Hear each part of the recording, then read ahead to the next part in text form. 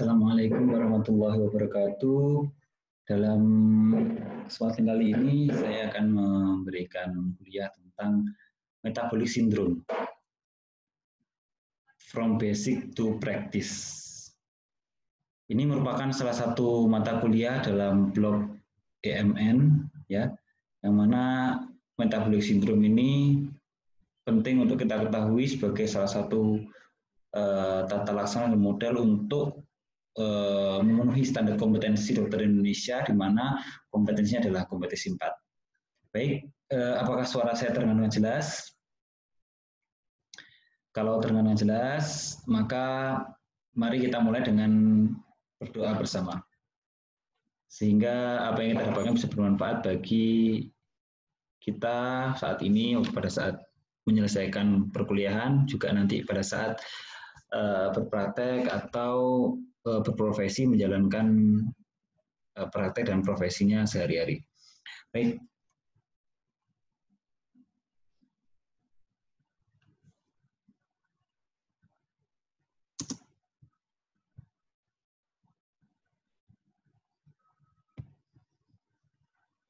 Ya. Apa itu sindroma metabolik? Ya. Dari definisi kita tahu bahwa sindroma metabolik adalah merupakan suatu kumpulan faktor resiko. Kumpulan faktor resiko metabolik yang berkaitan langsung ya terhadap terjadinya penyakit kardiovaskular aterosklerotik. Jadi sindroma metabolik ini tidak berdiri sendiri ya. Jadi karena dikatakan sindrom, maka dia adalah kumpulan daripada gejala dan juga faktor resiko berupa resiko apa? Metabolik, di mana dia berkaitan langsung ya terhadap terjadinya penyakit kardiovaskular aterosklerotik. Data epidemiologi menyebutkan prevalensi sindroma metabolik dunia adalah 20-25%.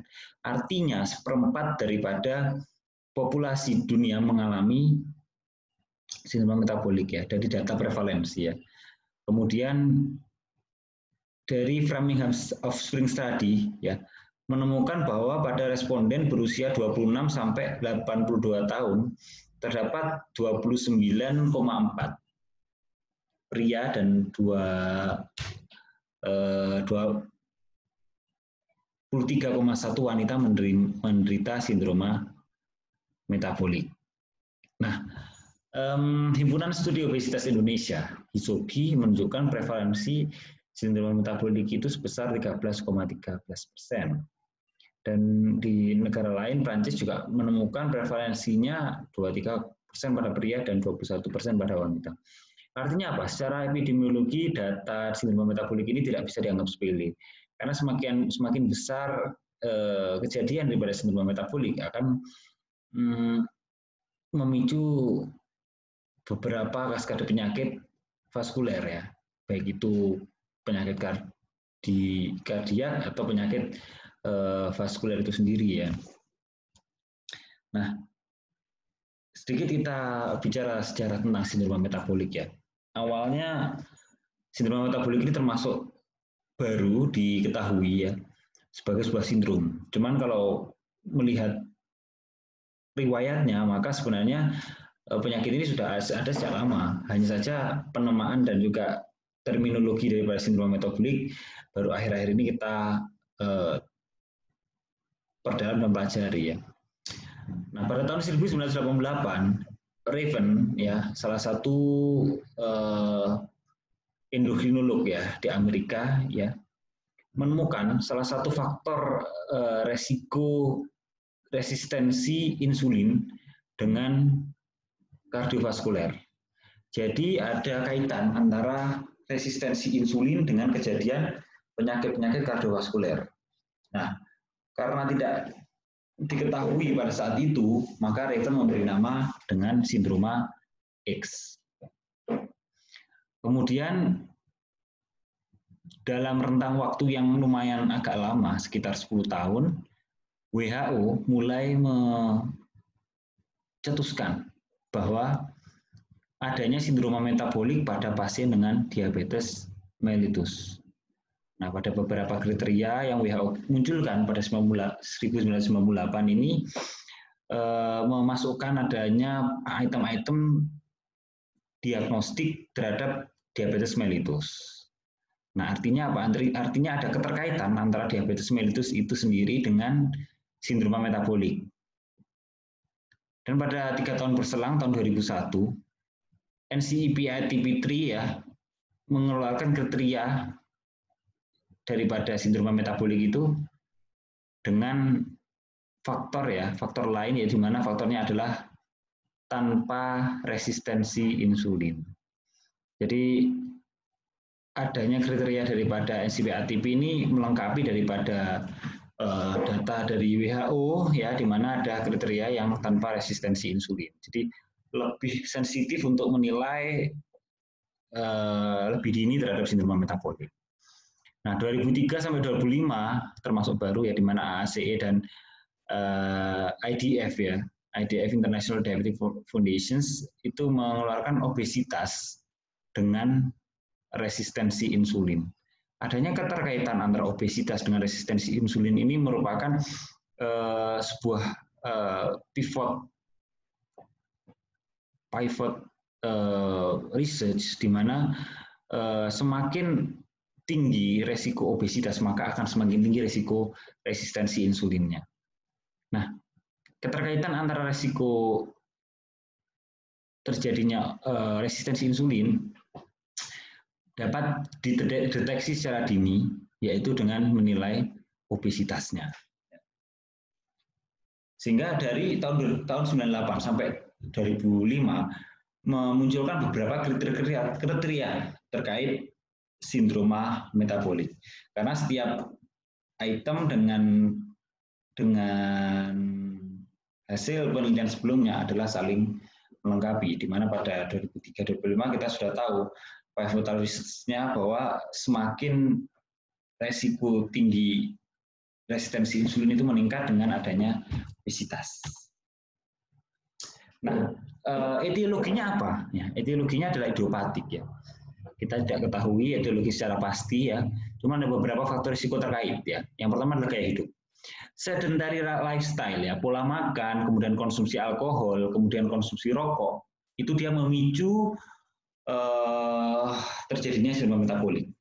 Oleh karena itu faktor risiko yang paling awal, paling gampang dan paling diketahui secara umum adalah pola makan, konsumsi alkohol, rokok, penurunan daripada konsumsi makanan yang mengandung banyak antioksidan ya, kemudian pola makan yang tidak sehat dengan perbanyak karbohidrat ya. Kemudian faktor sosial ekonomi juga sangat berpengaruh terjadinya sindroma metabolik. Kemudian ada faktor genetik, keturunan ya. Kemudian adanya faktor stres. Dengan semakin bertambahnya usia, baik itu pada pasien maupun secara umum ya, di masyarakat kita ketahui akan semakin besar stres yang dialami ya, baik itu secara psikososial maupun stres secara mental. Oleh karena itu maka stres sangat berpengaruh terhadap terjadinya sindroma metabolik ya, baik itu mekanikal maupun psikologikal stres ya. Kemudian aktivitas fisik ya, aktivitas fisik yang dimaksud adalah aktivitas fisik yang kurang, di mana menunjang terjadinya sindroma metabolik melalui penurunan daripada metabolic rate, penurunan daripada curah jantung, dan juga melalui keterkaitan dengan gaya hidup itu sendiri. Sehingga apa? Gaya hidup orang modern itu lebih rentan terjadinya penyakit-penyakit resiko kardiovaskuler melalui sindroma metabolik. Ini adalah patofisiologi sindroma metabolik ya. Kalau kita lihat ya, ada dua faktor utama untuk seseorang jatuh kepada kondisi sindroma metabolik. Yang pertama yaitu overeating, terlalu banyak konsumsi makanan yang mengandung karbohidrat. Jadi karbohidrat tinggi, glukosa consumption tinggi ya, ditambah dengan penurunan aktivitas fisik ya, akan menyebabkan visceral adiposity. Visceral adiposity adalah jaringan lemak di visceral, di daerah perut, yang mana semakin tebal dari jaringan perut, lemak perut itu akan menyebabkan beberapa patofisiologi yang terjadi secara bersama dan simultan. Jadi kita ketahui bahwa dengan adanya deposit atau jaringan lemak di sekitar abdomen, visceral, maka penting kiranya untuk pada pemeriksaan kita menilai lingkar perut ya, visceral adiposity, karena berkaitan dengan patofis ini ya. Yang pertama kita bahas adalah adipokines ya, hormon. Jadi ada hormon adipokines yaitu leptin dan juga adiponektin ya. Dengan adanya peningkatan leptin itu adalah hormon yang merangsang hipotalamus untuk meningkatkan nafsu makan, sedangkan adiponektin adalah kontra hormon daripada leptin.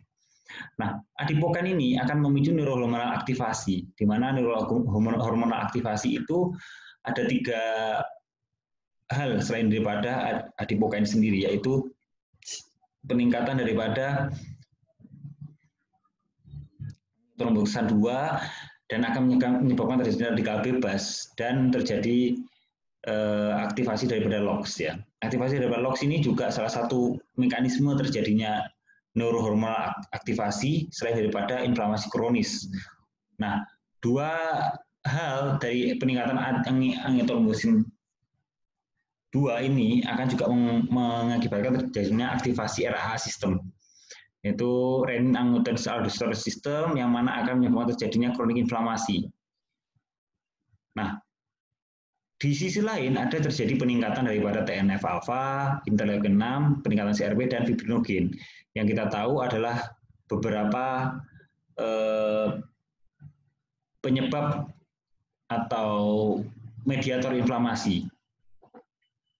Di mana mediator inflamasi itu juga akan menyebabkan perangsangan terhadap RAA sistem ya, kemudian terjadi kronik inflamasi. Di sisi lain terjadi peningkatan daripada asam lemak bebas karena peningkatan daripada adiposit ya. Oleh karena itu dia akan memicu penurunan daripada insulin. Nah, peningkatan daripada free fatty acid menyebabkan resistensi insulin yang mana akan jatuh ke kondisi sindrom metabolik. Begitu juga dengan terjadi penurunan glukos uptake. Peningkatan daripada free fatty acid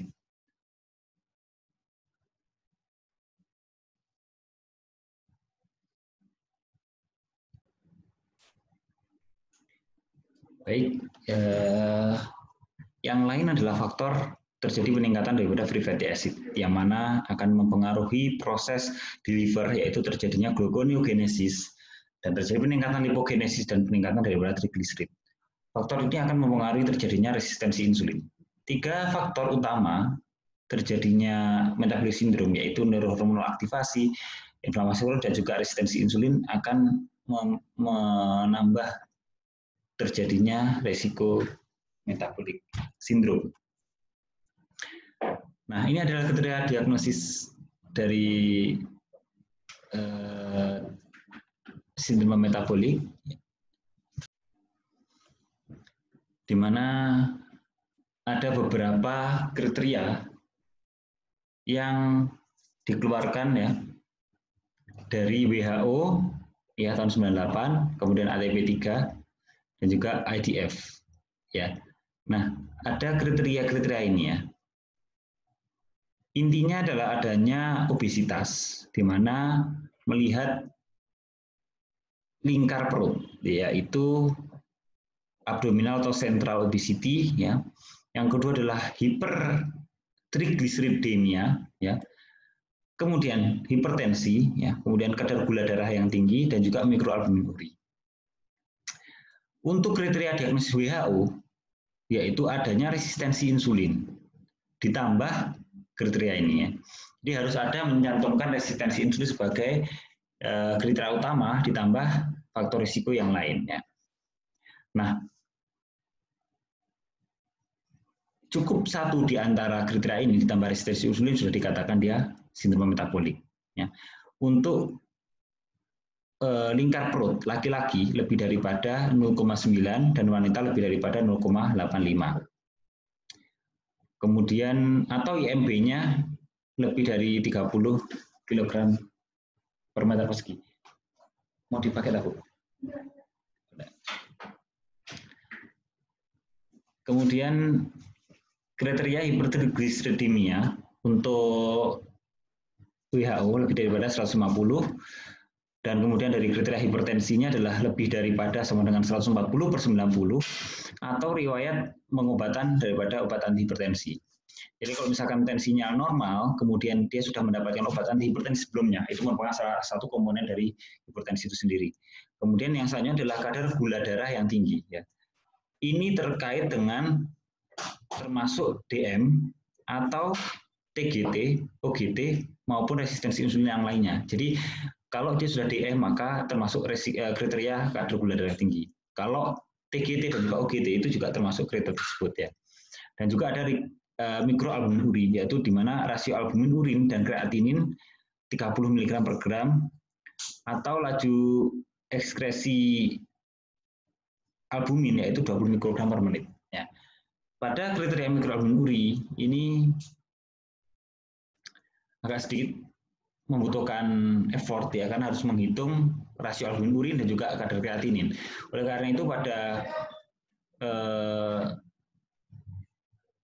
ATP3 mengeluarkan kriteria di mana 3 dari komponen di bawah ini maka dia sindrom metabolik. Yang pertama lingkar perut, laki-laki lebih dari 102 cm ya, lebih daripada 102. Kemudian wanita lebih daripada 88 cm. Dengan kadar TG yang sama seperti pada kadar WHO, kemudian tensi ada agak sedikit lebih rendah ya, atau lebih sama dengan 130/85 atau riwayat terapi antihipertensi. Dan juga kadar gula darah yang tinggi. Ya, dalam hal ini adalah gula darah sewaktu lebih daripada 110.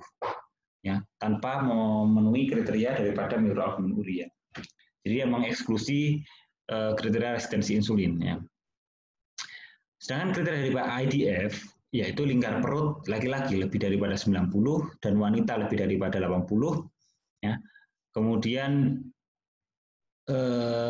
TG lebih daripada 150 dengan tekanan sistolik lebih sama dengan 130 dan diastolik lebih daripada sama dengan 85.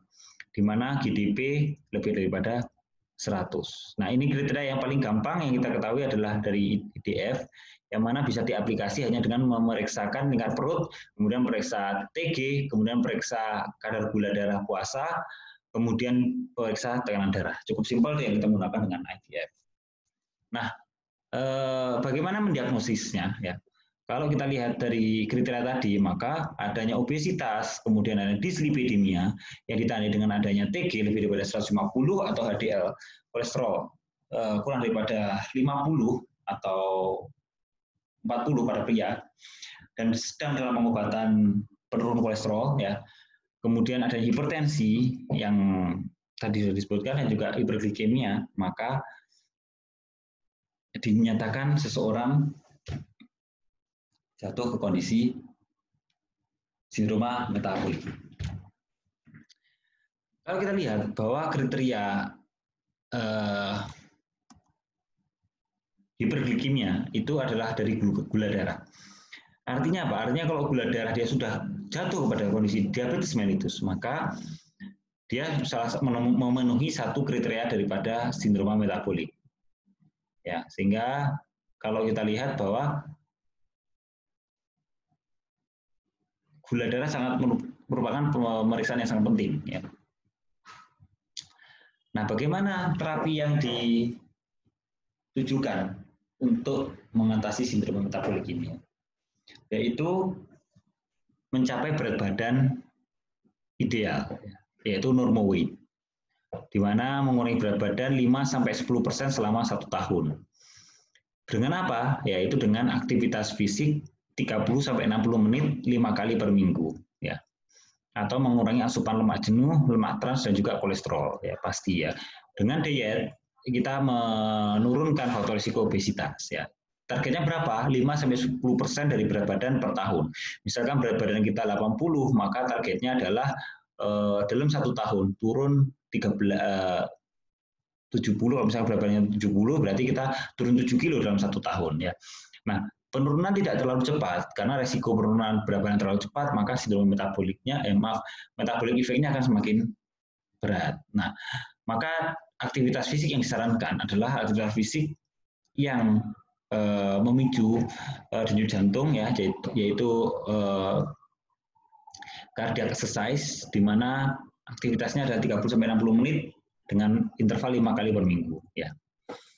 Nah, yang kedua adalah untuk mencapai eulipidemia. Ya. Adanya gangguan dislipidemia atau gangguan daripada peningkatan TG dan juga LDL, maka diperlukan pengobatan. Ya.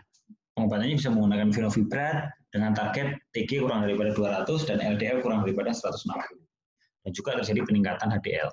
Nah, inilah target untuk mencapai eulipidemia. Nah, selanjutnya adalah penurunan daripada tekanan darah. Untuk apa? Untuk mencapai normal blood pressure. Nah, dengan pemberian apa? Obat hipertensi. Ya. Pengobatan antihipertensi dengan target pada DM itu kurang daripada 130/80, sedangkan non-DM itu kurang dari sama dengan 140/90. Nah, untuk faktor risiko hiperglikemia, maka targetnya adalah mencapai euglikemia dengan target gula darahnya normal. Pada kondisi hiperglikemia, maka perlu dengan pemberian obat-obatan ya, seperti metformin dan diazolonidion, DZD, yaitu obat diabetes. Yang beberapa obat-obatan diabetes bisa digunakan untuk menurunkan kadar gula. Nah, nanti sedikit kita bahas pada pembahasan di kuliah tentang diabetes mellitus. Baik, dan targetnya berapa? Gula darahnya adalah puasa kurang daripada 100. Kalau dia terdiagnosis DM atau diabetes mellitus, maka targetnya adalah HbA1c kurang daripada 7. Nah, dengan menata laksana obesitas, dislipidemia, hipertensi, dan juga hiperglikemia, maka kita akan mencegah terjadinya sindroma metabolik. Nah, sindroma metabolik tujuannya adalah apa? Untuk mencegah terjadinya vascular event. Apa itu vascular event? Yaitu penyakit-penyakit aterosklerosis. Ya, penyakit aterosklerosis adalah penyakit karena sumbatan pembuluh darah di pembuluh darah, baik itu pembuluh darah kecil atau besar. Ya, kalau pembuluh darah di tubuh, contohnya seperti di jantung, maka dia akan mencegah terjadinya infak miokard akut. Pada otak dia mencegah terjadinya stroke. Pada vaskuler di perifer maka mencegah terjadinya peripheral artery syndrome. Ya, itu adalah beberapa target terapi daripada sindroma metabolik ini. Ya.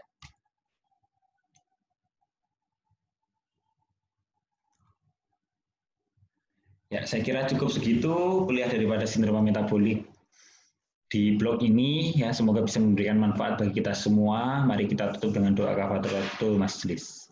Subhanakallahumma bihamdik asyhadu an la ilaha illa anta astaghfiruka wa atubu ilaik. Terima kasih, mohon maaf bila ada kurang lebihnya. Saya akhiri, wassalamualaikum warahmatullahi wabarakatuh.